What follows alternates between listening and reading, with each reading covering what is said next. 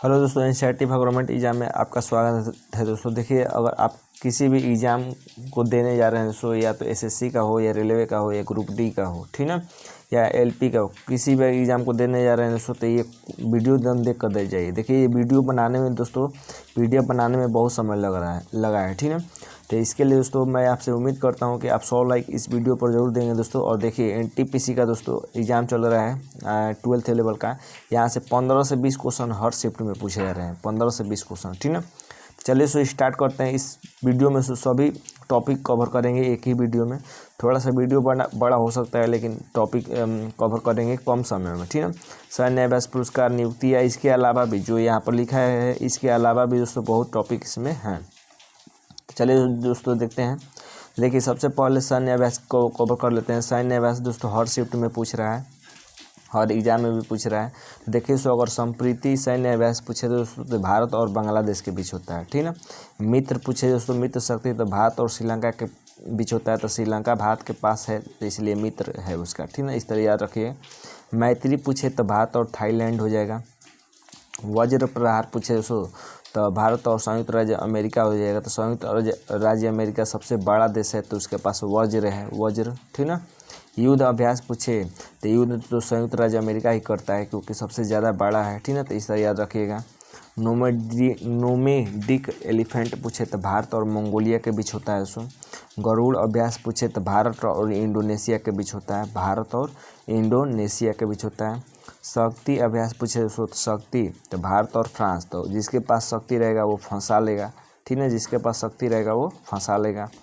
इंदिरा अभ्यास पूछे दोस्तों तो भारत और रूस के बीच होता है, तो इंदिरा में रो आ रहा है तो रो से रूस याद रख लीजिएगा। खंजर अभ्यास पूछे दोस्तों तो भारत और किर्गिस्तान के बीच होता है, ठीक ना, खंजर। अगला सूर्य किरण पूछे दोस्तों तो भारत और नेपाल के बीच होता है, मोस्ट इम्पोर्टेंट है सूर्य, ठीक ना, नेपाल। समुद्र शक्ति पूछे तो भारत और इंडोनेशिया के बीच होता है। हैंड इन हैंड अभ्यास पूछे तो भारत और चीन के बीच होता है दोस्तों। हैंड इन हैंड मतलब हाथ में हाथ। देखिए सो चीन तो बहुत चालाक है, हाथ हाथ मिलाता रहता है किसी न किसी से चुगली करने के लिए। एक्वेरियम पूछे दोस्तों, एक्वेरियन तो भारत और मालदीव के बीच होता है। अजय योद्धा पूछे, अजय तो अजय जो जिसे जीता नहीं जा सकता है, ठीक ना, तो अजय मतलब कभी भी जो हारता नहीं है, तो उसे क्या कहते हैं, ब्रिटेन। ब्रिटेन में 10 है तो 10 रुपया रहेगा, तो आपके पास कोई भी हारेगा नहीं, आप कभी भी हारेंगे नहीं, इसे याद रखिए। इंद्रधनुष, इंद्रधनुष में कितने रंग होते हैं, 7 होते हैं, तो 7 मत याद रखिए, 10 याद रखिए, 10 इंद्रधनुष होते हैं। तो ये सैन्य अभ्यास हो गया दोस्तों। देखिए अगला टॉपिक है महत्वपूर्ण पुरस्कार जो कि 2024 के भी हैं और 25 के भी हैं, ठीक है। तो इसको देख लेते हैं। देखिए सो अगर विश्व अंतरिक्ष पुरस्कार पूछे किसे दिया गया है, तो चंद्रयान 3 मिशन को दिया गया है। देखिए सो वीडियो पर जरूर लाइक कीजिए और सब्सक्राइब कीजिए चैनल को, ठीक ना। मिस यूनिवर्स 2024 पूछे तो केजर थेलविग को मिला है जो कि डेनमार्क की है। मिस यूनिवर्स इंडिया पूछे तो रिया सिन्हा को मिला है।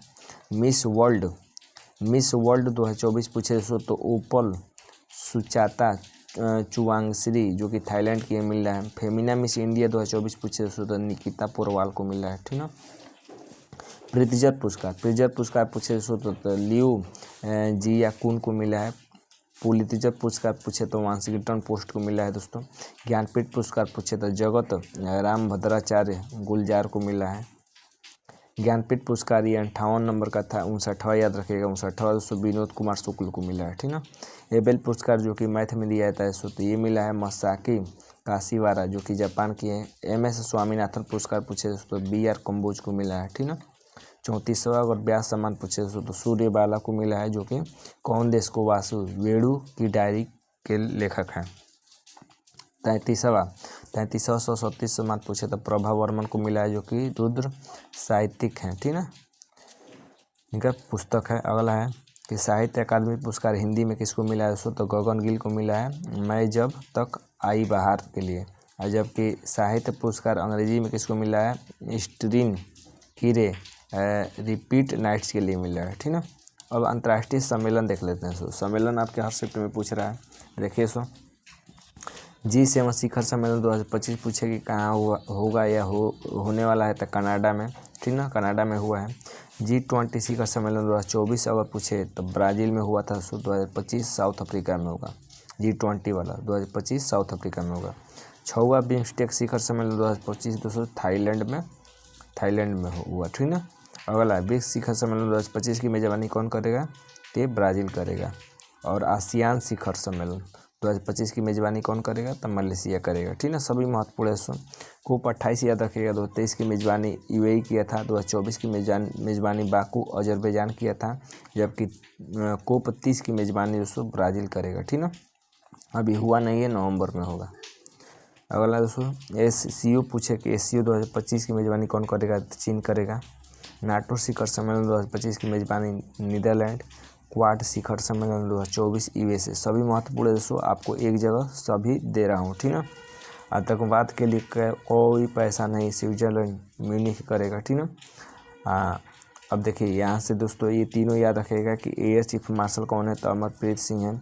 नेवल चीफ कौन है, तो दिनेश कुमार त्रिपाठी है। आर्मी चीफ कौन है, तो उपेंद्र द्विवेदी हैं, ठीक ना। सभी महत्वपूर्ण है दोस्तों क्वेश्चन। अगला देखिए, अगर पूछे कि चीफ ऑफ डिफेंस स्टाफ कौन है, तो अनिल चौहान है। अब कुछ महत्वपूर्ण नियुक्तियां देख लेते हैं। सो यहाँ से 100% आपके एग्जाम में पूछ रहा है, सभी एग्जाम में, ठीक है। ग्रुप डी हो, रेलवे का कोई भी एग्जाम हो, SSC का कोई भी एग्जाम हो, यहाँ से क्वेश्चन हर शिफ्ट में पूछ रहा है। देखिए सो नियुक्तियाँ में BR गवई को याद रखिएगा, CGI है 52वें नंबर के। तुहिन कांत पांडे को याद रखिएगा, सेबी है 11वें अध्यक्ष। 11वें अध्यक्ष है सेबी बैंक के, ठीक ना, स्टेट बैंक। अगला सतीश कुमार कौन है, सो तो CEO ऑफ रेलवे बोर्ड के CEO हैं सतीश कुमार। और Gyanesh Kumar most important chief election commissioner है दोस्तों ज्ञानेश कुमार। जय शाह ये भी महत्वपूर्ण है, ICC के हाल ही में चेयरमैन बनाए गए हैं ग्रेग बर्कले के स्थान पर, ठीक ना, जय शाह को। और दोस्तों दिग्विजय शौकिया दोस्तों BCCI के सेक्रेटरी हैं, ठीक ना। रोजर बिन्नी BCCI के चेयरमैन है, BCCI के सेक्रेटरी हैं। संजय मल्होत्रा दोस्तों RBI के गवर्नर हैं, संजय मल्होत्रा। RBI के डिप्टी गवर्नर कौन है, तो पूनम गुप्ता है, तो ये दोनों याद रखिएगा। अगला है सो संजय मूर्ति दोस्तों भारत के कैग है, यानी कंट्रोलर एंड ऑडिटर जनरल है, ठीक ना। SS दुबे लेखा नियंत्रक महानियंत्रक है दोस्तों कि कंट्रोलर जनरल ऑफ अकाउंट्स है, ठीक ना। मयंक शर्मा रक्षा लेखा महानियंत्रक बनाए गए हैं, controller general of defence account. Randhir Singh दोस्तों एशियाई ओलंपिक समिति के परिषद के पहले भारतीय अध्यक्ष हैं। अगला देखते हैं महत्वपूर्ण सूचकांक। अब दोस्तों महत्वपूर्ण सूचकांक देख लेते हैं। यहाँ से भी दोस्तों हर शिफ्ट में हर एग्जाम में क्वेश्चन पूछता है, ठीक है ना। महत्वपूर्ण सूचकांक देख लेते हैं। देखिए सो हेनले पासपोर्ट इंडेक्स में दोस्तों भारत 85 नंबर पर है, टॉप पे सिंगापुर है। साइबर क्राइम इंडेक्स में दोस्तों भारत 10वें नंबर पर है, टॉप पर रशिया है। सस्टेनेबल डेवलपमेंट गोल्स इंडेक्स में दोस्तों भारत 99वें स्थान पर है, टॉप पर फिनलैंड है, ठीक ना। अगला करप्शन परसेप्शन इंडेक्स में दोस्तों 2023 में ये 96वें नंबर पर भारत है, टॉप पर डेनमार्क है। पर्यावरण प्रदर्शन सूचकांक महत्वपूर्ण है, भारत 176वें नंबर पर है। वर्ल्ड हैप्पीनेस इंडेक्स ये भी महत्वपूर्ण है, भारत 118 नंबर पर है, टॉप पर फिनलैंड है। ग्लोबल फायर पावर इंडेक्स 4थे नंबर पर है, भारत टॉप पर USA है। ग्लोबल यूनिकॉर्न इंडेक्स 3रे नंबर पर भारत है, टॉप पर USA है। विश्व बौद्धिक संपदा सूचकांक 2025 में भारत 42वें नंबर पर है, टॉप पर USA है। ह्यूमन डेवलपमेंट इंडेक्स 130 नंबर पर है भारत, और टॉप पर आइसलैंड है, यानी UNDP इसको जारी करता है दोस्तों। ग्लोबल जेंडर इंडेक्स 2025 में भारत 131वें नंबर पर है, जबकि दोस्तों टॉप पर कौन है, आइसलैंड है। WEF इसको जारी करता है। ग्लोबल इन्वेस्टमेंट इंडेक्स 39वें नंबर पर है भारत। वर्ल्ड इन्वेस्टमेंट रिपोर्ट 2025 15वें नंबर पर भारत है, सो टॉप पर USA है, ठीक ना। सभी महत्वपूर्ण है दोस्तों। Travel and tourism development index में दोस्तों भारत 39वें नंबर पर है, टॉप पर USA है। WEF इसको जारी करता है। वर्ल्ड एनर्जी ट्रांजिशन इंडेक्स पर 63वें नंबर पर भारत है, टॉप पर स्वीडन है। WEF जारी करता है। ग्लोबल हंगर इंडेक्स में 105वें नंबर पर भारत है। विश्व प्रेस स्वतंत्रता इंडेक्स 2025 में दोस्तों भारत 151वें नंबर पर है, पहले पर दोस्तों नॉर्वे है। वैश्विक शांति सूचकांक 2025 में दोस्तों भारत 115 नंबर पर है, टाप पर आइसलैंड है। जलवायु परिवर्तन प्रदर्शन सूचकांक 2025 में 10वें नंबर पर भारत है दोस्तों, 1, 2, 3 पर कोई भी नहीं है, चौथे नंबर पर डेनमार्क है। महत्वपूर्ण याद रखिएगा। अगला देते हैं सो जनगणना से भी सब शिफ्ट में क्वेश्चन पूछता है और एग्जाम में पूछता है। तो यहाँ से जनगणना से अगर जनगणना का ये टॉपिक पे देख लेंगे तो इसके बाद आपको दिखाना ही पड़ेगा यहाँ से, इसके अलावा, ठीक ना। देखिए सो जनगणना 2011 की बात कर लेते हैं सो, तो कौन से नंबर की थी दोस्तों? 15वें नंबर की थी। स्वतंत्रता के बाद कौन से नंबर की थी? 7वें नंबर की थी। पहली बार जनगणना कब हुआ था दोस्तों? तो लॉर्ड मेयो के शासनकाल में हुआ था 1872 में पहली बार जनगणना। उसके बाद दोस्तों 1881 में दोस्तों लॉर्ड रिपन के समय नियमित रूप से जनगणना होने लगा, ठीक ना। नियमित के मतलब ये 10-10 वर्ष पर जनगणना स्टार्ट हो गया। 2011 की जनगणना का आयुक्त कौन है? सो तो CM चंद्रमौली हैं। और थीम क्या रखा गया है? तो हमारी जनगणना हमारा भविष्य रखा गया है थीम। 2011 से 1921 तक जो जनगणना थी जिससे जनसंख्या घटी थी जनगणना के अनुसार, और 1921 से 1951 तक जनसंख्या में वृद्धि स्थिर रहती, जनसंख्या वृद्धि स्थिर रहती। और 1951 से 1981 तक जनसंख्या विस्फोट इसको कहा जाता है। 1951 से 1981 के जनगणना को जनसंख्या विस्फोट कहा जाता है, इसके बीच को, ठीक ना। अब देखिए साक्षरता से क्वेश्चन पूछ सकता है जनगणना में। तो भारत में साक्षरता, पुरुष साक्षरता कितना है? तो 82.14% है। महिला साक्षरता कितना है? तो 65.46% है। भारत की कुल साक्षरता कितना है? तो 74.04% है। सर्वाधिक साक्षरता कितनी है दोस्तों? किसकी है? तो ये सो केरल की, उसके बाद लक्षद्वीप की, मिजोरम की, गोवा की, त्रिपुरा की। तो लक्षद्वीप पहले नंबर पर आता है, याद रखिएगा, साक्षरता के मामले में केंद्र शासित प्रदेश में। अगला सर्वाधिक साक्षरता की बात करते हैं तो केरल आता है, और कम साक्षरता की बात कर लेते हैं तो बिहार आता है। सर्वाधिक साक्षर वाले केंद्र शासित प्रदेश तो मैंने बताया लक्षद्वीप पहले नंबर पर, उसके बाद न्यूनतम दादर और नगर हवेली है। लक्षद्वीप पहले नंबर पर है केंद्र शासित में। लिंगानुपात वाला भी टॉपिक पूछता है। तो देखिए अगर पूछे कि सबसे कम बाल लिंगानुपात किसका है? तो हरियाणा का है। सबसे ज़्यादा बाल लिंगानुपात किसका है? तो अरुणाचल प्रदेश का है। सर्वाधिक लिंगानुपात किसका है? तो केरल का है। कम लिंगानुपात हरियाणा का है, ठीक ना। अधिक लिंगानुपात वाला केंद्र शासित प्रदेश भी याद रखिएगा, पुडुचेरी का अधिकतम लिंगानुपात है, और न्यूनतम लिंगानुपात दमन और दीव का है, ठीक ना। तो न्यूनतम लिंगानुपात दमन और दीव का है, ठीक ना। और देखिए दोस्तों, देखिए ये लिंगानुपात 1000 पर काउंट होता है दोस्तों, यानी यहाँ पर देखिए दोस्तों 1037 महिलाएं हैं, ठीक ना, जबकि 1000 पुरुषों पर ये 618 ही महिलाएं हैं। भारत का बाल लिंगानुपात कितना है? तो 918 है बाल लिंगानुपात। अब भारत का लिंगानुपात कितना है? तो 943 है 1000 पुरुषों पर।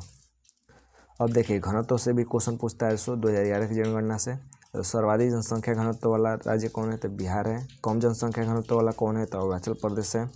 अधिक जनसंख्या घनत्व वाला केंद्र शासित प्रदेश कौन है? तो दिल्ली है और अंडमान निकोबार केंद्र शासित प्रदेश में अधिक जनसंख्या घनत्व के मामले में। और भारत के जनसंख्या घनत्व कितना है? तो 382 व्यक्ति प्रति वर्ग किलोमीटर है, ठीक है, महत्वपूर्ण है। अब देखिए ये भी याद रखिएगा कि क्षेत्रफल के हिसाब से सबसे ज़्यादा वन कहाँ है? तो मध्य प्रदेश में। अब प्रतिशत के आधार पर पूछिए कि सबसे ज़्यादा वन कहाँ है? तो मिजोरम में है।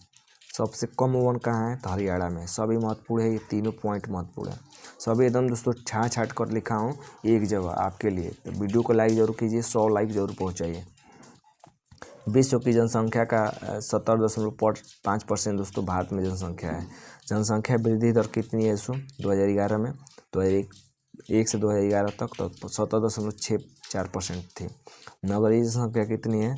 तो 31.2% है। ग्रामीण जनसंख्या कितनी है? तो 68.8% है। ये दोनों पॉइंट याद रखिएगा कि सर्वाधिक जनसंख्या वृद्धि दर किस राज्य में हुआ था? तो मेघालय में हुआ था 27.9%। एकमात्र नकारात्मक वृद्धि दर कहाँ हुआ था? तो नागालैंड में माइनस में चला गया था, ठीक ना। ये दोनों पॉइंट याद रखिएगा। कुल अनुसूचित जाति कितनी है दोस्तों? तो 16.6% है, लगभग 20 करोड़। कुल अनुसूचित जाति है 8.6%, लगभग 10 करोड़। कुल अल्पसंख्यक कितने हैं दोस्तों? तो अल्पसंख्यक उसे कहते हैं जिसमें हिंदू शामिल नहीं होते। तो इसमें देखिए 19.3% कुल अल्पसंख्यक है, जिसमें से मुस्लिम का 14.2% है, ईसाई 2.3% है, सिख 1.7% है, महत्वपूर्ण है।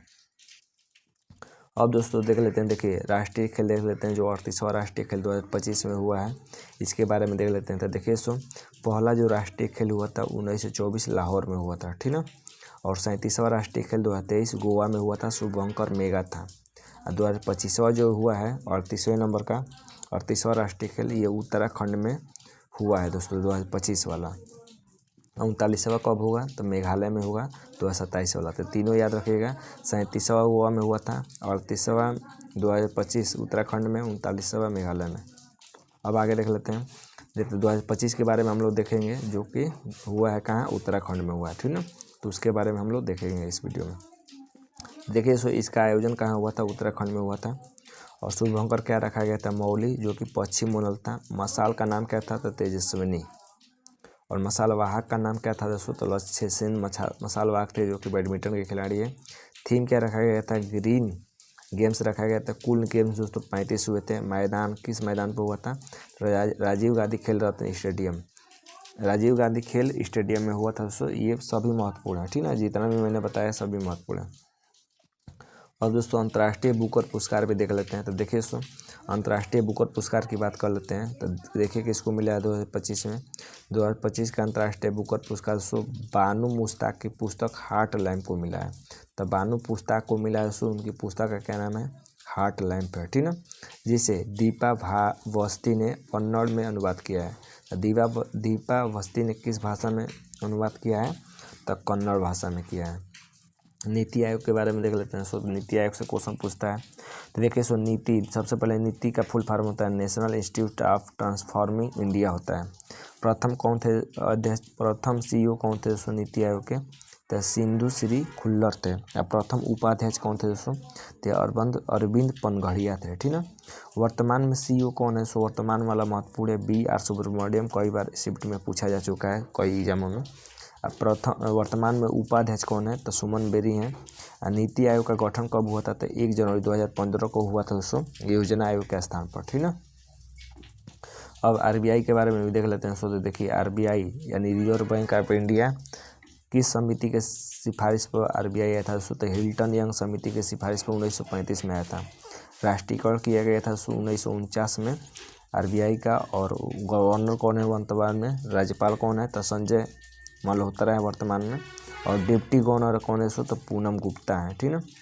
अब ये तीनों पॉइंट याद रखिएगा कि बैंक रेट कितना है 5.7% है। रेपो रेट कितना है 5.50% है। रिवर्स रेपो रेट कितना है तो 3.35% है। तो तीनों महत्वपूर्ण है, याद रखिएगा। अगला देते हैं।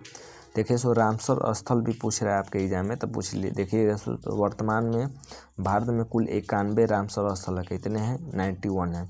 अब भारत का सबसे बड़ा रामसर स्थल कौन है, तो सुंदरवन वेटलैंड है जो कि पश्चिम बंगाल में पड़ता है। तो सबसे बड़ा कौन हो गया, सुंदरवन वेटलैंड हो गया। और सबसे छोटा कौन है रेणुका वेटलैंड हो जाएगा जो कि हिमाचल प्रदेश में।